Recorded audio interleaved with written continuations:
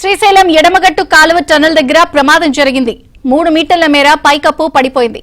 ఎడమవైపు సొరంగం 14 కిలోమీటర్ దగ్గర ఈ ఘటన జరిగింది.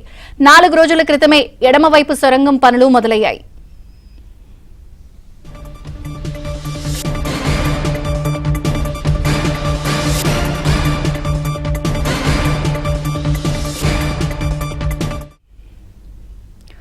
మనం చూడొచ్చు, శ్రీశైలం ఎడమగట్టు కాలువ టన్నల్ దగ్గర ప్రమాదం జరిగింది. 3 మీటర్ల మేర పైకప్పు పడిపోయింది. ఎడమవైపు సొరంగం 14 కిలోమీటర్ దగ్గర ఈ ఘటన జరిగింది.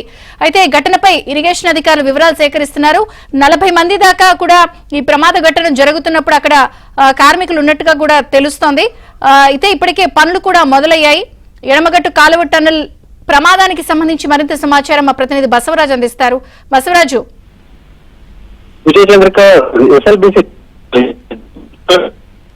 లోపలికి అంటే అడవిలోకి భూగర్భంలో టనల్ ఏర్పాటు చేస్తున్నారు. అయితే TBM టనల్ బోర్ మిషన్ ఇది 2 వైపుల నుంచి టనల్ బోర్ మిషన్ పనిచేస్తూ ఉంది. అయితే ఇప్పటి వరకు కేవలం 14 కిలోమీటర్ల మేర మాత్రమే పని జరగగా 4 రోజుల క్రితమే మరోసారి పని మొదలైంది. అయితే టనల్ బోర్ మిషన్ పనులు జరుపుతూ ముందరికి వెళ్తున్న క్రమంలో 14 కిలోమీటర్ దాటిన తర్వాత పని జరుగుతుండగా ఉదయం మొదటి షిఫ్ట్ లో 45 మంది కార్మికులు లోపలికి వెళ్లారు. అయితే 8:30 ప్రాంతంలో టనల్ బోర్ మిషన్ నడుస్తున్నప్పుడే దాదాపు 3 కిలోమీటర్ల మేర ఏదైతే పైకప్పు కూలడం, అదేవిధంగా నీటి ఊట కూడా అంటే భూగర్భంలోంచి నీటి ఊట కూడా మొదలవడంతో ఇక్కడ గందరగోళమైన పరిస్థితి ఏర్పడింది. అయితే దీంట్లో మొత్తం 45 మందిలో 7 మంది కార్మికులు మిస్సింగ్ ఉన్నారు. మిగతా వారందరూ కూడా భయాందోళనకు గురై బయటకు వచ్చారు.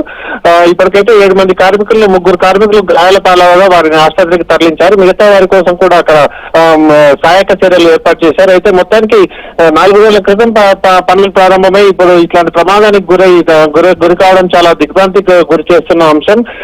ఖచ్చితంగా దీనిపైన అంటే రాష్ట్ర ప్రభుత్వం ఇప్పటికే పూర్తిగా అంటే సమగ్ర విచారణ అంటే ఎట్లాంటి చర్యలు ఏం జరిగిందనేది తెలుసుకునేందుకు ఆదేశించడం జరిగింది. అటు ఇది చాలా ముఖ్యమైన ప్రాజెక్టుగా భావిస్తున్నారు. నల్గొండలో దేవరకొండ, అదేవిధంగా 3 నియోజకవర్గాలకు సాగునీరు అందించే ప్రాజెక్టు దాదాపు 12 సంవత్సరాల నుంచి కూడా ఎలాంటి పని ముందుకు జరగని పనుల్లో ఇప్పుడిప్పుడే పనులు కాస్త పురోగతికి ఉపక్రమిస్తుండగా ఇలాంటి ప్రమాదం చోటు చేసుకుంది. అయితే దీనిలో ఏదైతే టనల్ బోర్ మిషన్ జరుగుతున్నప్పుడు అంటే ముందుకు వెళ్లి ఈ ప్రమాదం గురైంది. మరి ఇట్లా రిపేర్ చేసేందుకు అవకాశాలు ఏముంటాయని అనేది కూడా ఇప్పుడు పరిశీలిస్తున్నారు. మొత్తానికి మరి కాసేపట్లో పూర్తి వివరాలు తెలిసే అవకాశం అయితే ఉంది. మొత్తానికి ప్రమాదం జరిగిన ఘటనలో దాదాపు 7 మంది మాత్రం గాయాల పాలయ్యారు. మిగతా వారు సురక్షితంగా బయట తెలుస్తుంది. విజయచంద్రిక.